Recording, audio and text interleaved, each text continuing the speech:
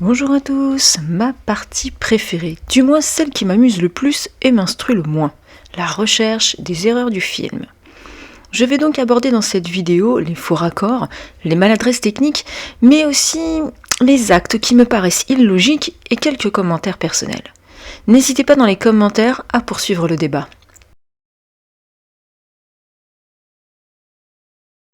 Encore une fois, je serai la vilaine voix qui brise vos illusions. Car comme tous les films précédents, Goldfinger est truffé de faux raccords, erreurs techniques, erreurs de scénario, illogisme, problèmes de bruitage, et j'en passe. Durant la scène du pré-générique, certains moments ont été accélérés, comme par exemple lorsque James jette son masque à tête de mouette dans l'eau. Pourquoi ? James Bond tire un grappin au sommet du mur. On voit la corde partir une seconde plus tard. En réalité, Sean a tiré dans le vide et un technicien a jeté la corde hors du champ. Le bruit du lance-grappin attire l'attention d'un gardien. Celui-ci s'approche du mur et Bond lui tombe dessus. James a mis une seconde pour grimper le long de la paroi. Deuxième problème, le bruit émane du côté gauche du garde. Suivez son regard. Pourquoi Bond atterrit-il sur le côté droit ? James s'approche d'énormes conteneurs cylindriques en métal, aux parois bien lisses. Les panneaux sont bien plus grands que lui. Pourtant, lorsque la caméra fait un gros plan sur lui, les panneaux ont rétréci et les joints sont clairement visibles. Ils sont si petits que 007 est contraint de s'accroupir pour entrer dans la pièce. James s'approche des bidons rouges étiquetés nitro et dépose l'explosif. Observez ses mains. Elles sont sales. Pourtant, elles étaient propres en entrant. Et elles le sont à nouveau quand il retire sa combinaison noire. James est poli, il éteint la lumière en partant alors que le silo va exploser dans 10 minutes et que la lumière n'est pas visible de l'extérieur. D'ailleurs, vous remarquerez que l'espion saute le mur pour repartir et que sa corde a disparu. James porte un magnifique smoking blanc sous sa combinaison. Il enfile un œillet rouge à sa boutonnière côté gauche. Et ce dernier va changer d'apparence. Au début, la tige dépasse clairement du pan de la veste. Quand il entre dans le bar, l'œillet est bien droit. James rejoint un confrère au bar. Dans le miroir, on peut voir la danseuse discuter avec les musiciens. Plan suivant, elle est près de la porte d'entrée et toute seule. Elle aussi, elle se déplace très vite. La danseuse est rentrée chez elle pour prendre un bain. Remarquez quand même que la baignoire s'est remplie à une vitesse vertigineuse. Bond entre dans sa chambre. Elle a de la mousse sur l'omoplate gauche. James ôte son arme, qui semble effrayer la jeune femme, et l'embrasse. La mousse a pratiquement disparu alors qu'elle ne s'est pas essuyée. Pendant que Bond embrasse Bonita, un homme entre dans la chambre avec une matraque. L'espion aperçoit son reflet dans l'œil de la jeune femme. Sauf qu'il devrait le voir inversé. L'effet miroir. Par contre, la lumière du projecteur est bien visible. Lumière qui se reflétera également sur la porte de l'armoire contre laquelle est poussé Bond. Vous remarquerez qu'ils ont souvent du problème avec les éclairages quand même dans l'équipe James Bond. James et son assaillant se battent. L'homme aurait dû atterrir sur le sol. Pourtant, au plan suivant, nous le trouvons sur le canapé. Quelques secondes plus tard, on voit Sean aider le comédien à lui sauter dessus pour feindre une attaque. Oui, il faut regarder la scène au ralenti.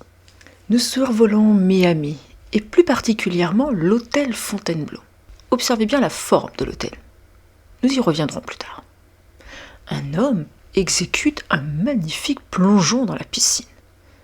Normalement, il aurait dû atterrir à quelques mètres du bord. Pourtant, quand la caméra filme son entrée dans l'eau, le nageur semble avoir plongé depuis le bord. Une nageuse nous adresse un gentil sourire, comme si nous l'observions derrière une vitre, genre les phoques du zoo. Elle sort d'où cette fille ? Car au premier plan, la piscine était vide. On continue le film en suivant Felix Leiter qui nous fait croire qu'il regarde les nageurs derrière la vitre. Sauf que quelques secondes plus tard, nous le voyons contourner la piscine et le plongeoir apparaît derrière lui. Comment pouvait-il observer les nageurs sur le côté droit de la piscine et arriver par le côté gauche ? Leiter contourne la piscine et observe deux femmes allongées sur un transat. L'une porte un maillot de bain blanc et noir et l'autre un maillot de bain rouge.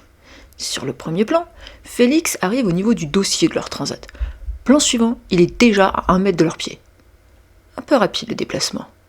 Bond est allongé sur un transat où il se fait masser le dos par une charmante blonde. Sa peau est parfaitement épilée, contrairement à ses bras et à ses jambes. Plus tard, il fait l'amour avec Jill. Il porte le bas de son pyjama et elle le haut. Les poils du dos de Sean ont repoussé. Une nuit ne suffit pas à justifier une telle pilosité. Souvenez-vous, dans Bon baiser de Russie, Tatiana Romanova et Sylvia Trench faisaient référence à une cicatrice située dans le bas du dos de James Bond, qui était soi-disant un élément inscrit dans son dossier afin qu'il puisse être reconnu en tant qu'espion. Vous remarquerez là que pendant le massage, la cicatrice a mystérieusement disparu. Et oui, on n'y fait plus référence dans Goldfinger, donc les maquilleurs n'ont certainement pas jugé utile de la reproduire. Auric Goldfinger descend un escalier vêtu d'une chemise jaune et de chaussons assortis. Pourtant, quand il rejoint son partenaire de jeu, il porte un short. D'où sort-il ? Au-dessus de lui, une femme vêtue de jaune et un homme vêtu de blanc discutent. Gros plan sur le visage de Gert, le couple derrière lui a changé. La femme porte un short orange et un haut de maillot de bain. Félix explique à James que Goldfinger est un joueur de cartes fameux. Le Britannique mettra moins de 5 minutes à comprendre que l'industriel triche, alors que son homologue américain le surveille depuis une semaine et n'a rien compris. Encore un moyen pour Fleming de faire passer les Américains pour des idiots et de montrer la supériorité du Royaume-Uni. Simmons attend patiemment Goldfinger afin de jouer au rami. Il mélange les cartes, dont le dos est de couleur bleue. Sauf que le dos des cartes va devenir rouge par la suite. Où sont les cartes bleues ? Auric rejoint Simmons. Bond et Letter se tiennent debout à l'extrémité gauche de l'écran. Gros plan sur les deux agents secrets, et James saisit une serviette qui disparaît lors des plans larges. Puis elle réapparaît sagement posée sur l'épaule gauche de l'Écossais. Remarquez d'ailleurs que pendant leur conversation, les deux hommes sont plutôt actifs de leurs mains, tandis que sur les plans éloignés, ils sont plutôt rigides comme des statues. Lors du survol de l'hôtel, nous avons bien vu que le bâtiment présentait une forme circulaire. Les couloirs conduisant aux chambres sont donc forcément de forme concave, et non rectiligne comme dans le film. Je vous rappelle que les scènes d'intérieur ont été tournées dans les studios Pinewood, à Londres. James cherche la chambre de Goldfinger. Il croise une femme de chambre, lui emprunte son passe et pénètre dans la pièce. Primo, comment connaît-il le numéro de la chambre ? Un magnifique sens de l'orientation ou une intuition ? Deuxio, je doute que les femmes de ménage connaissent le nom de tous les clients de l'hôtel, surtout vu la taille du complexe, à moins qu'elle n'ait été affectée spécialement au nettoyage de celle-ci. Tertio, par peur de perdre son emploi, l'employé aurait été signalé l'intrusion de Bond dans la chambre à la sécurité. Certes, James est doué pour manipuler les femmes, mais là, qui refait d'efforts. Dans ce genre de grand établissement, il y a des caméras dans les couloirs, justement, pour veiller à la sécurité des clients et pour éviter les vols également. Les vigiles se seraient donc aperçus de l'intrusion de James Bond dans la chambre de Goldfinger. Jill est allongée sur le ventre, observe la table de Goldfinger avec des jumelles posées sur le rebord du balcon via un trépied. L'émetteur est posé près d'elle, à sa gauche. Changement de plan, Jill est maintenant sur le dos et Bond éteint le transmetteur. Il est donc près de la jeune femme. Pourtant, quand celle-ci va s'enquérir de son identité, l'agent est revenu près de la fenêtre et avance vers elle. James Bond emprunte les jumelles de Jill. Nous voyons le jeu de Simmons en gros plan. Alors je doute qu'une paire de jumelles puisse observer les joueurs d'aussi loin et avec une telle précision. Mais là, si vous avez des infos, je suis preneuse. Bond souhaite jouer avec Goldfinger. Il tape dans le transmetteur pour attirer son attention. Les jumelles sont maintenant orientées vers son visage, sans que personne ne les ait touchées. 007 menace de prévenir la police de Miami de ses affaires et l'oblige à perdre 15 000 $. Primo, l'industriel va mettre un temps fou à perdre une telle somme aux cartes. Simmons a perdu 10 000 $ en une semaine. Deuxio, pourquoi l'industriel cède-t-il au chantage d'un inconnu ? Quelle preuve a-t-il ? Un puissant criminel ne se laisserait pas manipuler ainsi. Tertio, le pompon. De colère, Auric casse son crayon à papier. Et le bruit parvient aux oreilles de Bond. Des jumelles ne transmettent pas le son, ni son transmetteur. Bond a éteint le transmetteur, et Auric n'entend plus les conseils de Jill. il est perdu et ne sait plus quelle carte lancer. Il se défausse de la mauvaise. Il est logique. Même si Auric n'entend plus la voix de Jill, il connaît le jeu de son adversaire car celui-ci n'a pas changé. Il savait très bien que Simons avait besoin de cette carte. Jill est allongée sur le lit, serrant Bond dans ses bras. Le téléphone sonne. Jill est maintenant dissimulée sous les draps. Comment a-t-elle eu le temps de changer de position ? James s'aperçoit que la bouteille de champagne s'est réchauffée dans le seau. Il explique que le champagne, dont Pérignon 1955, doit être bu à une température de 3 degrés. La plupart des œnologues recommandent une température comprise entre 8 et 10 degrés Celsius. James n'est peut-être pas un si grand expert du champagne. James fouille le réfrigérateur pour trouver une autre bouteille de champagne. Observez bien le contenu. Il va changer. Dans la porte, nous voyons 5 bocaux, des œufs tout en haut et 6 bouteilles tout en bas, divisées en 2 groupes, 4 d'un côté et 2 de l'autre. Quand il reprend connaissance, il y a une bouteille de coca en plus dans le bas du réfrigérateur. C'est sympa, Oddjob vous assomme, mais en échange il vous donne du coca. Plutôt gentil cet homme-là finalement. Oddjob vient d'assommer Bond. La ceinture de son peignoir est à peine serrée et la bouteille est derrière lui, dans son dos. Quand il reprend connaissance, la bouteille est près du réfrigérateur. Quant au nœud de son peignoir, il a été resserré. Bien que quand Bond entre dans la chambre, le nœud a disparu. Petit plus, les ombres de la caméra et de la perche sont visibles sur le réfrigérateur et les portes du placard. James trouve Jill allongée sur le lit, morte et recouverte de peinture dorée. La femme a, semble-t-il, été trempée dans un bain d'or. Petit problème, pourquoi ses cheveux ne portent-ils pas la trace de peinture ? Si elle a été baignée, elle devrait en être entièrement recouverte. Comment le corps a-t-il été transporté dans l'hôtel sans que quelqu'un s'en aperçoive ? Si le corps avait été baigné dans la chambre, il y aurait des traces de peinture sur le sol. La peinture aurait même dégouliné sur les tapis et sur le lit. Même son corps ne porte aucune trace de doigt ou de main. Pourtant, il a bien fallu que des gens le portent. Et si la peinture avait été versée directement sur le lit, les draps seraient inondés. Ces erreurs seront corrigées dans le film Quantum of Solace. Bond rend compte de ses aventures à Miami M. Les lumières des projecteurs se reflètent sur différents meubles. La lampe verte, le dessus du fauteuil en cuir de M, le fauteuil rouge de Bond, etc. James quitte le bureau de M pour pénétrer dans celui de la secrétaire. Derrière lui, toutes les lumières sont éteintes. Pourquoi ? M, il est toujours dans la pièce. Observez les lumières au-dessus de la porte. Elles devraient être rouges puisque M était en conférence. Or, elles sont éteintes. Moneypenny évoque la bague en or qu'on glisse au 3e doigt de la main gauche. Pourtant, elle montre son annulaire, car l'alliance, signe du mariage, se porte au 4e doigt de la main gauche, en partant du pouce. Le colonel Smithers s'empare d'un cigare. Il le tient entre le pouce et l'index, l'extrémité incandescente tournée vers lui. Plan suivant, la main avec le cigare est près de son visage. On ne le voit pas beaucoup fumer, et aucune cendre n'est visible. Pourtant, quand le colonel revient vers la table avec un lingot d'or, son cigare présente au moins 2 cm de cendre. Le lingot est posé sur la table et le cigare n'a plus de cendre. Il est redevenu comme neuf. Bond visite l'atelier de Q. Un technicien teste la résistance d'un blindage balistique dissimulé sous un manteau sur un autre technicien au moyen d'un fusil MP40, l'arme préférée de la Wehrmacht. Pourquoi Q utiliserait cette arme de la Seconde Guerre mondiale alors que nous sommes dans les années 1960 ? Deuxio, avez-vous déjà entendu le bruit d'un MP40 ? Je vous passe un petit extrait. Tertio, dans ce hangar, le bruit serait amplifié. Personne, y compris Bond et Q, ne porte de protection auditive adéquate.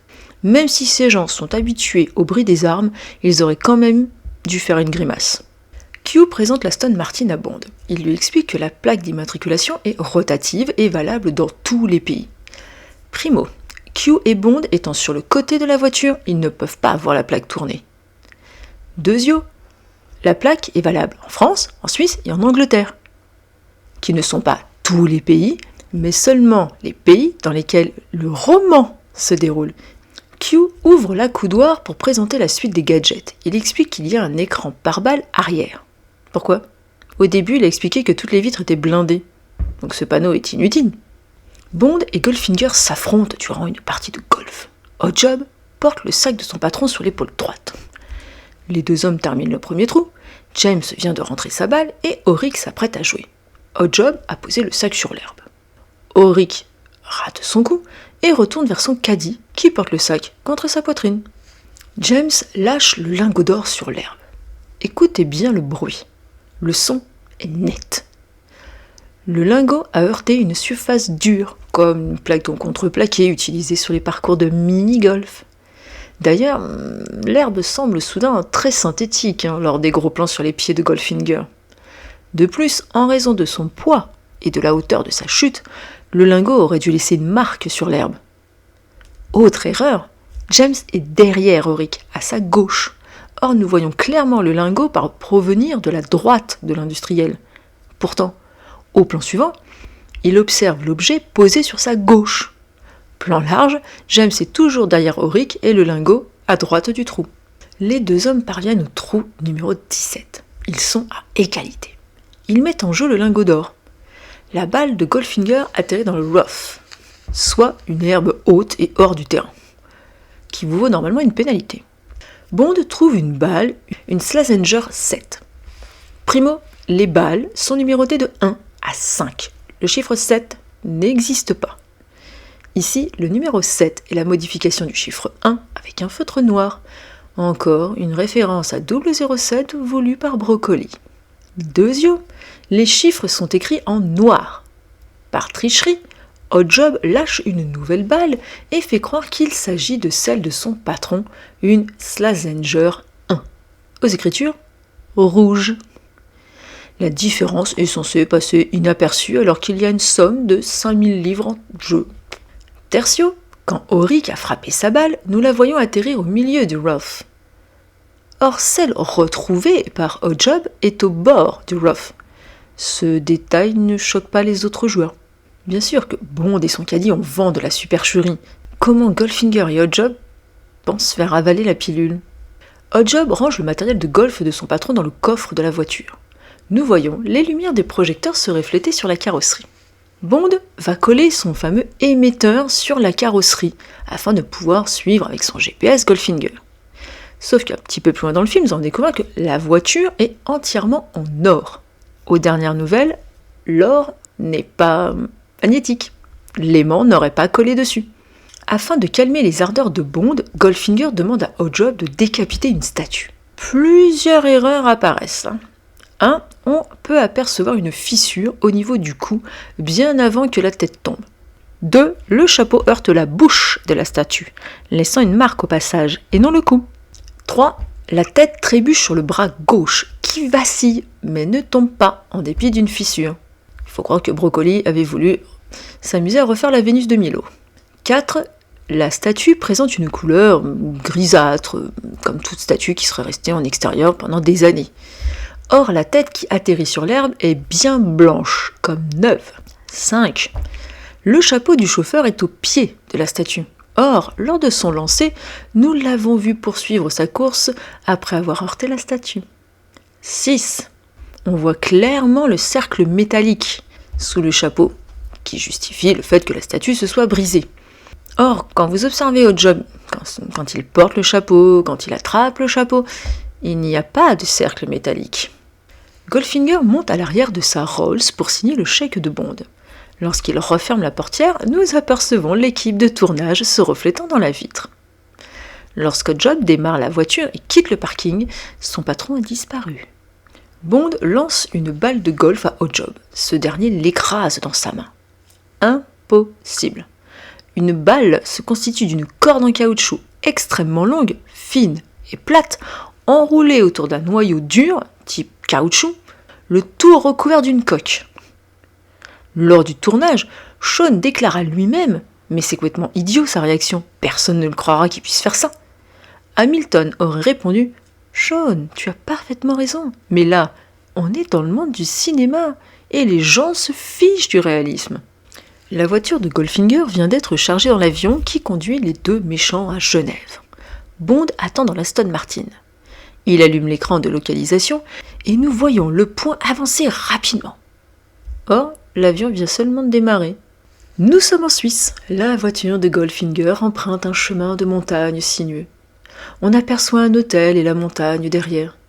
Bond quitte un autre village situé dans une vallée verdoyante et les montagnes sont moins hautes et moins enneigées.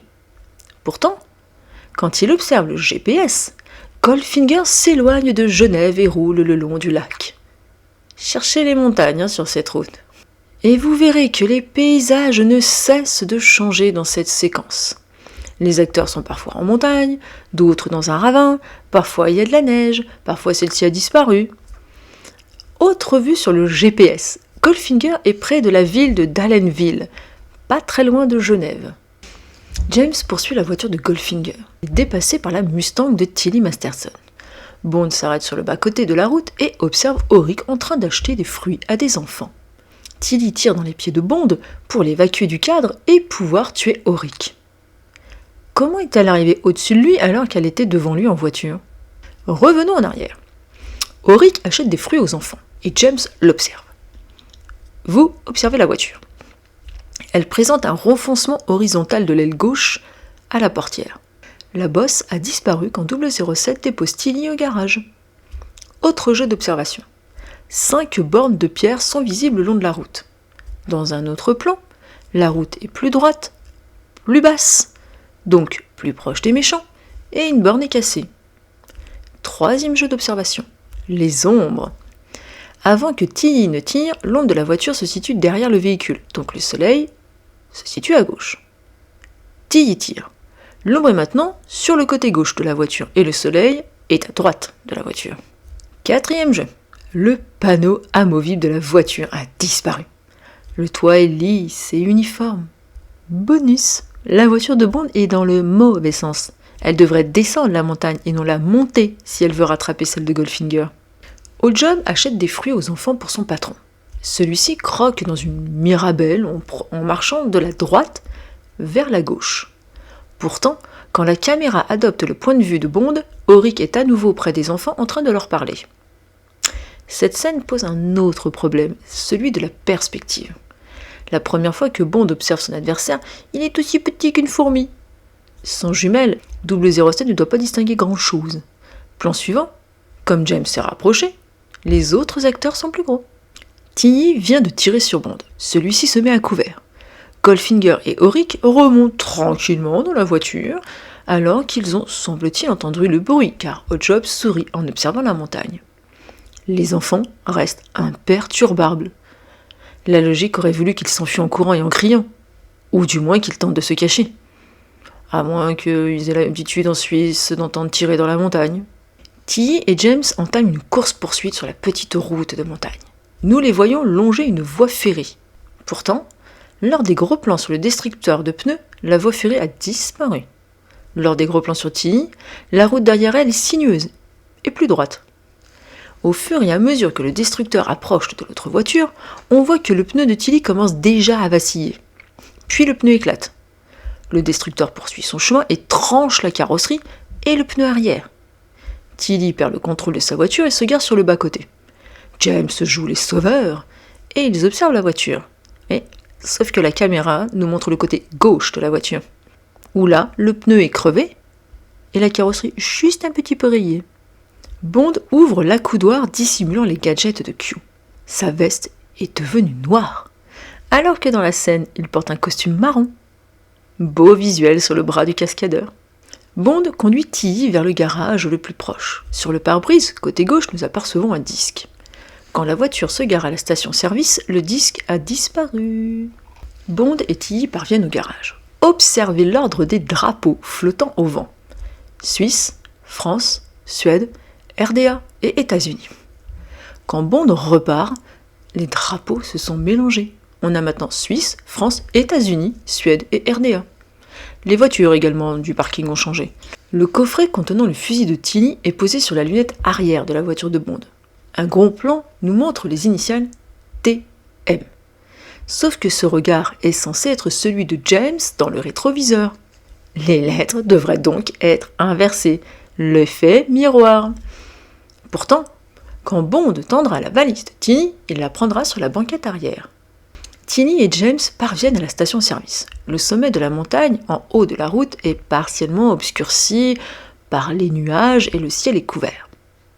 Quand Bond repart, après avoir vérifié son GPS, Goldfinger serait maintenant au nord de Stens, le ciel s'est dégagé et le soleil est revenu.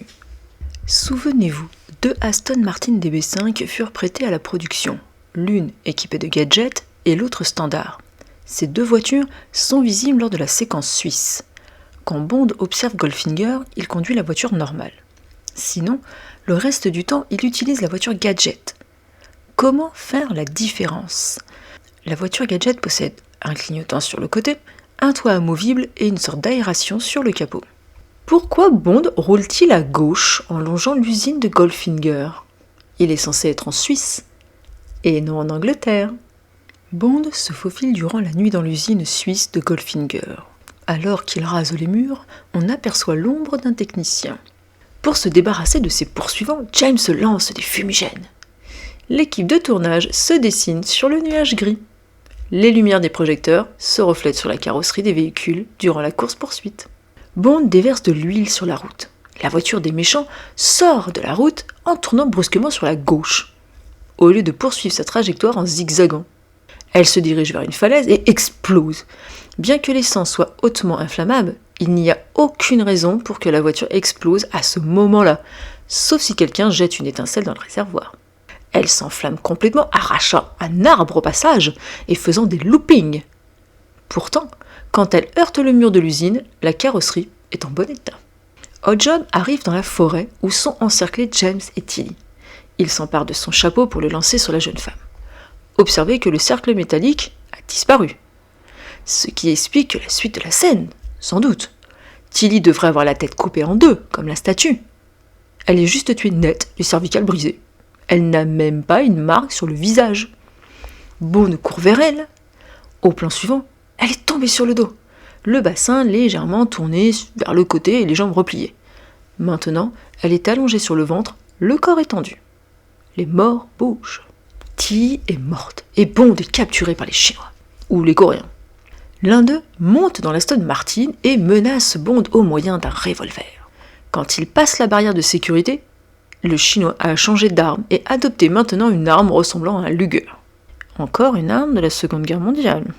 Bond actionne le bouton du siège éjectable. Le toit s'envole et le passager décolle debout.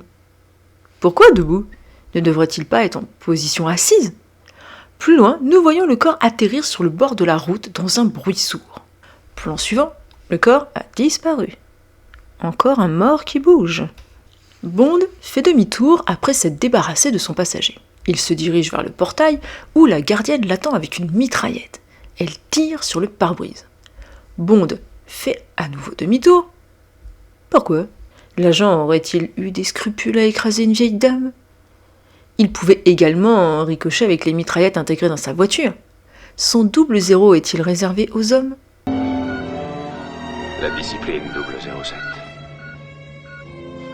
La discipline. Bond roule au milieu des bâtiments de l'usine de Goldfinger. Nous devrions apercevoir un ciel étoilé. Au lieu de ça, nous remarquons le plafond des studios de Pinewood. Une voiture semble foncer droit sur Bond. Aveuglé par les phares, se reflétant en réalité dans un miroir, il percute le mur d'un bâtiment adjacent. Observez, le panneau éjectable est revenu. Lorsque Bond se réveille sur la table de torture de Goldfinger, il présente une entaille sur la joue gauche. Celle-ci disparaîtra ultérieurement. Goldfinger fait une démonstration à 007 de son nouveau jouet, un laser surpuissant. Observez bien ce dernier car selon les plans, il ne se situe pas à la même place. Auric le met en route, il trace 3 cm en direction de Bond. Plan suivant, il a parcouru une vingtaine de centimètres. Puis il recule de 10 cm, et puis ainsi de suite. Autre observation, sur les plans larges, nous ne voyons que le rayon rouge, alors que sur les plans serrés, nous voyons la flamme du chalumeau. Goldfinger s'éloigne de la table pour retourner auprès de Monsieur Ling. Sur les plans larges, il a la main droite au niveau de son torse. Sur les gros plans, il a les mains dans les poches. Alors que le laser s'apprête à le couper en 2, Bond prétend tout savoir sur l'opération Grand Chelem. Goldfinger répond qu'il ne sait rien, et James rétorque Est-ce que vous oserez courir le risque ? Dans le doute, Auric fait stopper le laser. Pourquoi ? Même si 007 c'est quelque chose, le garder en vie ne changera rien. Mort, l'industriel aurait eu un ennemi de moins à affronter. S'en servir d'otage. Le MI6 préférera sacrifier son agent. Ce n'est pas pour rien qu'une capsule de cyanure leur est donnée avant chaque départ en mission. Ils ne sont que des pions au service du gouvernement. James se réveille dans le jet privé de Goldfinger. Sur une table à sa gauche sont posés un cendrier, un briquet et un vide-poche. Pussy retourne dans le cockpit et Bond décide d'exercer ses charmes sur le test de l'air. Les objets sur la table se sont déplacés. Pussy Galore explique à Bond qu'ils se rendent à Baltimore, où les attend Goldfinger. De toute évidence, ils sont partis de Suisse. La distance à parcourir est donc d'environ 6500 km. Or, un jet de cette taille peut parcourir au maximum 3200 km. Nous apercevons l'avion dans un beau ciel bleu. La carlingue ne comporte aucune inscription, si ce n'est le numéro de l'avion. Avant la restauration numérique, les cordages qui tenaient l'avion en l'air étaient visibles. Lorsque l'avion atterrit à Baltimore, le cockpit du côté droit comporte maintenant les inscriptions Auric Enterprise. La pendule accrochée sur la porte capitonnée sera à nouveau visible dans le film Opération Tonnerre. James est enfermé dans les toilettes du jet. Il sort un émetteur du manche de son rasoir. Impossible, car le tube est beaucoup trop étroit. Si vous observez bien, vous verrez que l'émetteur est en réalité caché dans la manche du comédien. Félix Leiter téléphone à M. À travers la fenêtre de son bureau, nous observons l'arrière de la Maison Blanche. Impossible. Une vaste esplanade s'étend derrière la Maison Blanche.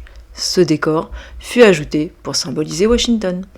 Durant tout le vol, Pussy a appelé l'hôtesse de l'air Maylie. Toutefois, quand ils arrivent à Baltimore, elle l'appelle Miley. Pourquoi ? Elle a changé d'identité en changeant de pays. Les 5 avions du Flying Circus se posent sur la piste. On voit clairement le pilote de l'avion le plus proche de nous regarder la caméra, afin de ne pas la percuter avec l'aile de l'avion. Si vous regardez plus minutieusement, vous remarquerez qu'il s'agit d'un homme portant un chapeau jaune. La caméra fait un gros plan sur la première pilote. La jeune femme porte une perruque blonde, platine et une queue de cheval. Plus tard, nous voyons les 5 pilotes courir vers Pussy. La blonde platine a disparu. Bond est enfermé dans une cellule dans le ranch de Goldfinger. Leiter et un de ses collègues surveillent le signal de James depuis le GPS de leur voiture. Par la fenêtre du conducteur, nous apercevons une Chevrolet de couleur marron quitter la station-service à 2 reprises. Voyant que le signal reste figé, l'agent de la CIA suggère de lui venir en aide. Leiter répond « Il criera s'il a besoin de nous ». Le signal indique la position de 007 et non s'il a besoin d'aide. C'est pour cette raison que James placera un mot dans la poche d'un des gangsters dans l'espoir que la CIA surveille ses mouvements. Goldfinger montre une photo de Fort Knox aux gangsters en indiquant que tout l'or américain se trouve là. C'est inexact, même si c'est la ville qui en contient la majeure partie. Par exemple, de l'or est également déposé à la monnaie de West Point dans l'État de New York. Bond s'amuse à cache-cache avec son geôlier. Ce dernier, ne le voyant plus, ouvre la porte à coups de pied. Pourquoi ? Alors qu'il a les clés. Mais passons. Remarquez les différentes traces d'ailleurs indiquant la répétition des prises. James se cache sous la maquette géante de Fort Knox. Il écrit un mot qu'il espère pouvoir transmettre à Leiter. Il est visible que ce message a été écrit en 2 temps. Sean Connery vient d'ajouter les mots Knox and 2. Pour le personnage de Monsieur Solo, les producteurs se sont inspirés du gangster Meyer Lansky. Pussy surprend Bond qui espionne sous la maquette. Sur les plans serrés, le 2e bouton du gilet de James est détaché. Sur les plans larges, tous les boutons sont à leur place. Monsieur Solo quitte le ranch dans une Lincoln Continental conduite par Hot Job. Le véhicule porte des plaques immatriculées dans le Kentucky. Le comté est indiqué en bas, Meade, M-E-A-D. Oui, sauf que cela s'écrit M-E-A-D-E. Petit aparté, un lingot d'or pèse en moyenne 12,5 kg. N'avez-vous pas l'impression que l'homme de main de Goldfinger les charge trop facilement dans le coffre de la voiture ? Il vient de mettre 15 lingots dans un coffre, soit 187,5 kg d'or, et il n'est même pas fatigué.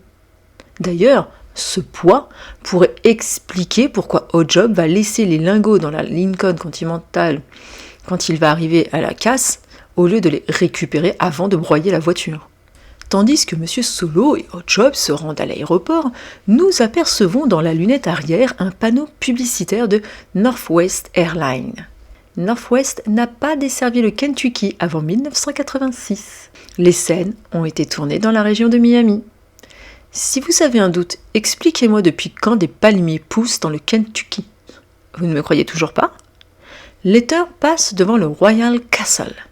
Il s'agit d'une chaîne de restaurants basée à Miami. Ils sont réputés pour leur hamburger. Oddjob bifurque dans une ruelle afin d'abattre M. Solo.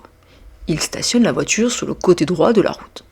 Pourtant, quand la caméra se tourne vers le gangster, une végétation dense est visible derrière lui, comme s'il se trouvait dans un terrain vague. Une grue se saisit de la voiture dans laquelle repose le corps de M. Solo.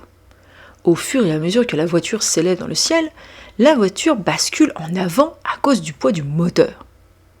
Sachant qu'il y a $1 million en lingots d'or dans le coffre, le poids ne devrait-il pas s'équilibrer ?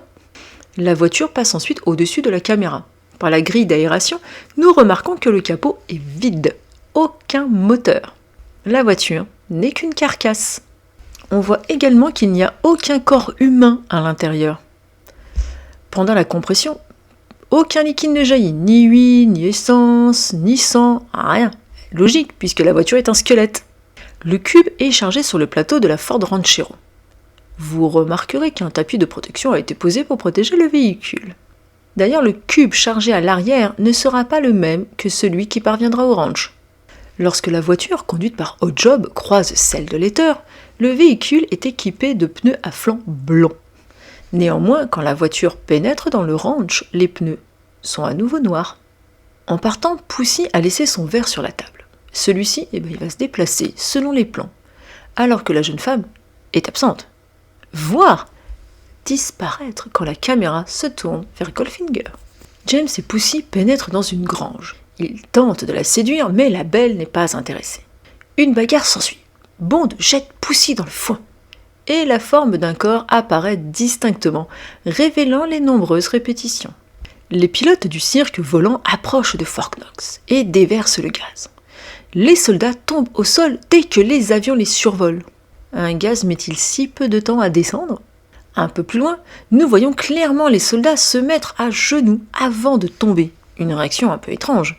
Tout s'explique quand on comprend plus loin que Pussy a changé de camp et que les gardes ont été avertis par la CIA de l'intrusion de Goldfinger. Les véhicules militaires des hommes de Goldfinger se mettent en route pour rejoindre Fort Knox. Ils sont tous d'une couleur vert foncé. Lorsqu'ils arriveront sur place, ils auront pris une teinte un peu plus claire. Les véhicules des méchants traversent la ville de Muldrow pour rejoindre la banque. Problème, ils sont dans le mauvais sens.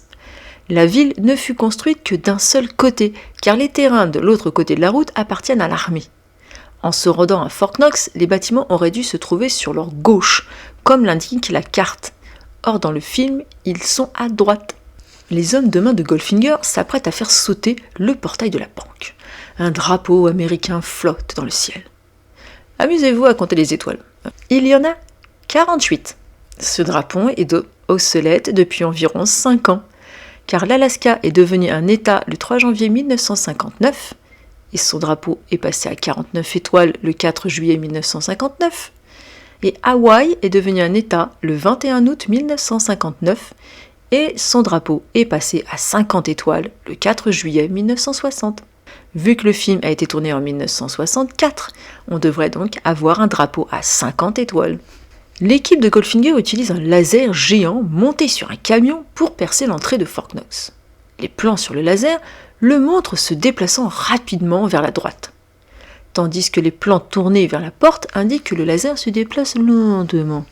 Pourquoi ? Permettez-moi de vous transmettre le commentaire de mon petit voisin bricoleur. Pourquoi les hommes n'ont-ils pas tout simplement fait un petit trou le long du mur afin que l'un d'eux passe son bras de l'autre côté et appuie sur le bouton d'ouverture ? Bouton sur lequel ils finissent par appuyer pour ouvrir la seconde porte. La scène aurait été moins spectaculaire, à mon avis.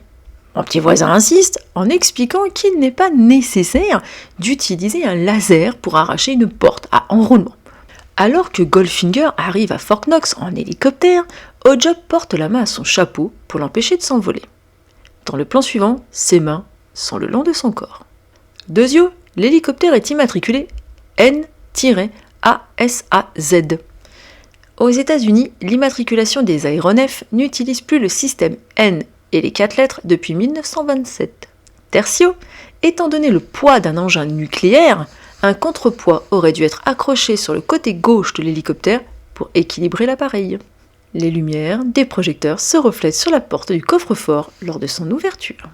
Le compte à rebours de l'engin nucléaire est lancé. Les troupes de Goldfinger ont 6 minutes avant que l'engin n'explose et ne contamine le site. Perso, je trouve que les secondes défilent extrêmement vite, au tout début, et beaucoup plus lentement à la fin. Dans la version originale, les plans montraient un compte à rebours qui partait parfois à l'envers et remontait le temps. Ces erreurs furent corrigées lors de la restauration de 2006. Par jeu, j'ai déclenché le minuteur en même temps qu'eux sur mon téléphone. Les 6 minutes sont atteintes au moment où Oddjob périt dans un grand feu d'artifice.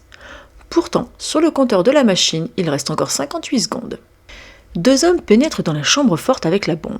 Sur le mur, nous apercevons un extincteur à eau minimax de 2 gallons, peint en rouge. Petit détail qui révèle que la scène fut tournée dans un studio britannique. Oddjob jette son chapeau sur Bond pour l'assommer. Ce dernier se baisse et le chapeau finit sur les barreaux entre les étages. James se libère et Oddjob lui court après. Le chapeau est gentiment posé sur la passerelle de déambulation. Bond se saisit du chapeau d'Oddjob, de la main gauche, et le lance de la main droite. Simple tour de passe-passe. Pas de cercle métallique lorsque James se saisit du couvre-chef. Pourtant, quand ce dernier se coince entre les barreaux, nous percevons le bruit du métal, et surtout, Oddjob ne pourrait pas mourir électrocuté si le chapeau ne contenait pas une partie métallique. Alors que Bond essaie de désamorcer la bombe, vous pouvez voir un bandage sur l'annulaire de sa main gauche, où se trouve l'alliance de Sean Connery. Bond est monté dans un avion privé en vue de rejoindre la Maison Blanche, où il est attendu pour dîner. Goldfinger surgit de derrière un rideau. Un homme aux cheveux bruns se tient derrière lui. On aperçoit un de ses bras pendant que Bond discute avec Auric. L'homme disparaît pendant la bagarre, et lors de la dépressurisation de l'avion, l'homme est allongé sur le sol, inconscient. Pourquoi n'est-il pas aspiré comme Goldfinger ? Auric pointe son arme en or massif sur Bond. Nous le voyons armer son revolver. Bond le met en garde contre le danger de tirer dans un avion, et nous voyons Goldfinger réarmer le chien de son revolver. Lorsque la balle brise le hublot de l'avion, elle provoque une décompression explosive. Des masques à oxygène sont automatiquement libérés dans les avions dans ce genre d'accident, et tout ce qui se trouve dans l'avion est aspiré vers l'extérieur. Bond et Pussy devraient perdre connaissance puisqu'ils ne portent pas de masque. Lors des plans de Pussy aux commandes de l'avion, ce dernier pique du nez. Sur les plans montrant l'appareil, ce dernier au contraire pointe vers le ciel. Les Américains observent l'écran de la tour de contrôle et voient l'avion se diriger à toute vitesse vers la Terre. Soudain, un deuxième point apparaît, signalant qu'un passager a sauté en parachute. L'avion s'écrase dans la mer et explose. 1. Il n'y a pas une seule ondulation à la surface de l'eau. Un tel choc aurait dû créer des vagues. 2. On voit de l'eau à perte de vue. Letter part à la recherche de son confrère et survole une forêt. Pourquoi ? Et d'où sort cette forêt ? Or, avec du recul, nous avons plutôt l'impression que Pussy et James se sont égarés dans un jardin botanique, très bien entretenu. Comme d'habitude, il existe quelques différences entre le roman et le film. Voici la liste exhaustive de ces dernières. Dans le roman, c'est un homme d'affaires américain, Julius Dupont, qui demande à Bond d'enquêter sur Goldfinger suite à une grosse perte d'argent au jeu. Ce jeu est d'ailleurs la canasta et non le gin rami. De retour à Londres, Anne demande d'enquêter à son tour sur Goldfinger, décidément il se sent passer le mot, qui est soupçonné de trafic d'or par le gouverneur de la Banque d'Angleterre et d'être le trésorier du Smersh. Les soviétiques sont dans le coup. Alors que dans le film, Auric reçoit plutôt l'aide de la Corée. Suite à une partie de golf, Bond est invité par Goldfinger dans sa demeure du Kent, en Angleterre. 007 y fait la connaissance de Oddjob, qui lui fait une démonstration de karaté à titre d'avertissement. Au volant de son Aston Martin DB3, Bond prend en filature la Rolls-Royce de Goldfinger à travers la France, jusqu'à une usine près de Genève en Suisse. L'or est acheminé à travers le blindage de sa voiture et dans les sièges d'une compagnie aérienne indienne. Bond est torturé par Oddjob au moyen d'une scie circulaire, moins impressionnant qu'un laser industriel et plus salissant. Pour sauver sa vie, 007 propose à Goldfinger de travailler pour lui. Proposition acceptée par le criminel. Bond et Tilly Masterson, non, elle n'est pas morte, sont engagés comme secrétaires à New York. Goldfinger réunit les chefs du crime organisé américain, dont Pussy Galore, pour leur présenter son plan, voler la réserve d'or de Fort Knox d'une valeur de 15 milliards de dollars. Ici, pas question de rendre les jolis lingots radioactifs. L'opération Grand Slam consiste à empoisonner l'eau potable de la base avec du sarin pour tuer les 60 000 militaires et civils vivant dans les environs, puis d'utiliser une bombe atomique pour percer le blindage de l'entrepôt. Les gangsters américains servent à dissimuler la présence des soviétiques dans l'opération. Désespéré, James décrit l'opération par un papier qu'il cache dans les toilettes du jet privé de Goldfinger avec une promesse de récompense pour celui qui amènera le message à Felix Leiter, son ami et ancien agent de la CIA. Tilly meurt tué par Oddjob lors de la bataille des armées de Goldfinger contre celle des États-Unis à Fort Knox. Les méchants parviennent à s'échapper. Tous les biens de Goldfinger sont saisis par les autorités. Bond tente de retourner à Londres, mais il est drogué. À son réveil, son avion a été détourné par Auric et Pussy. James casse un hublot, créant une dépressurisation qui aspire Oddjob hors de l'appareil. Puis, 007 tue Goldfinger en l'étranglant. Armé, il force le pilote à faire amérir l'avion où Pussy et lui sont secourus par un navire météorologique. Voici quelques répliques que j'ai trouvées amusantes, voire pertinentes. Est-ce que tu portes toujours cet engin? Certainement. J'ai un petit complexe d'infériorité. Monsieur Bond, les gens de Chicago ont un proverbe qui dit ceci. La première rencontre est un concours de circonstances. La deuxième, une coïncidence. La troisième, une déclaration de guerre. Il y a eu d'abord Miami, puis Sandwich, et enfin Genève. Je crois qu'il est grand temps que je sache à quoi m'en tenir à votre sujet. Cette citation est issue du roman. Où est l'or, monsieur Bond? Toute ma vie, il m'a passionné. Je suis amoureux de sa couleur, de son éclat, de sa densité divine. Je me lance tête baissée dans toute entreprise qui peut accroître mon stock, qui est considérable. Choisissez avec soin votre prochain mot d'esprit, monsieur Bond. Il pourrait peut-être être le dernier. Espériez-vous que je parlerai? Non, monsieur Bond, j'espère que vous mourrez. Je boirai bien un petit verre à bord. Tout est assez prévenu, alcool pour 3. Qui sont les deux autres? Il n'y a pas 2 autres. Au revoir, Félix. Je vous remercie d'avoir visionné cette vidéo. La semaine prochaine, place au quiz. En attendant, je vous souhaite un agréable week-end.